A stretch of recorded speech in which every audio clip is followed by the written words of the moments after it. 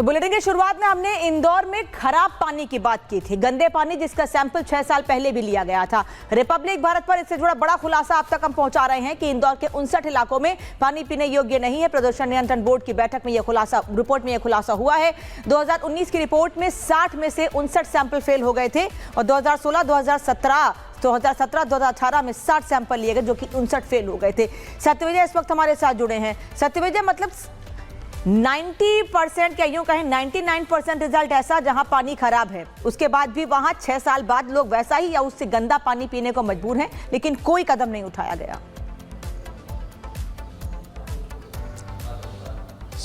इससे अंदाजा लगा सकते हैं जो बड़ी बड़ी बातें अब नेता, मेयर, पार्षद और अफसर कर रहे हैं कि वो कितने जिम्मेदार है। ये जो प्रदूषण नियंत्रण बोर्ड की रिपोर्ट है, इससे साफ जाहिर होता है कि इंदौर की जनता की इनको बिल्कुल चिंता नहीं है, क्योंकि इस रिपोर्ट में 60 सैंपल लिए गए थे, उसमें 59 सैंपल ऐसे हैं, 59 सैंपल्स ऐसे हैं जहां का पानी पीने योग्य नहीं था। और इसकी रिपोर्ट प्रदूषण नियंत्रण बोर्ड ने इंदौर नगर निगम को दी। रिपोर्ट देने के बाद भी जब कोई एक्शन नहीं लिया तो 3 बार अल्टीमेटम भी दिया, भोपाल तक इसकी जानकारी दी गई।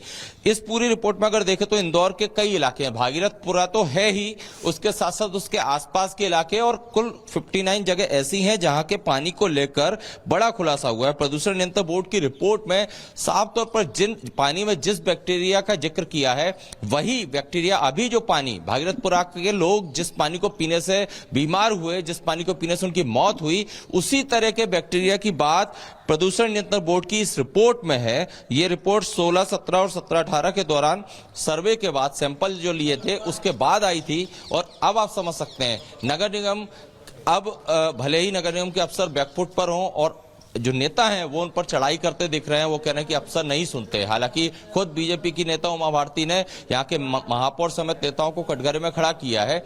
लेकिन क्यों ऐसा हो रहा था, क्यों इस तरह की लापरवाही थी, यही सवाल हम बार बार मोहन यादव से भी कर रहे हैं, कैलाश विजयवर्गीय से भी कर रहे हैं, इंदौर के मेयर से भी कर रहे हैं, तमाम यहाँ के जिम्मेदार लोग हैं उनसे भी कर रहे हैं कि अब 1-2 नहीं कई खुलासे हो चुके हैं। एक मेयर का कबूलनामा हमने आपको बताया था जिसमें वो खुद मान रहे हैं कि 6 महीने पहले सीएम हेल्पलाइन में शिकायत की थी भागीरथपुरा के लोगों ने।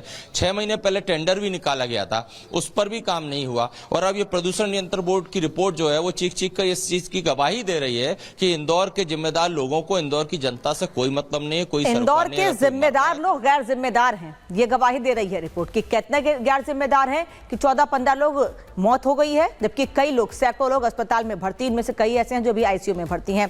धन्यवाद सत्यविजय आपका इस जानकारी के लिए। भागीरथपुरा में मौत के आंकड़े लगातार बढ़ते जा रहे हैं और बाहर आ रहे हैं, लेकिन अब वो वजह भी बाहर आ गई है जिसकी वजह से ये मौतें हुई हैं।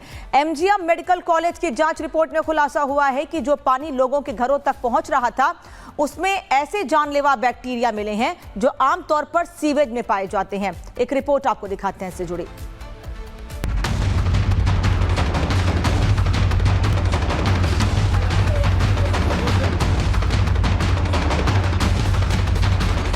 जहरीले पानी से मौत का जिम्मेदार कौन?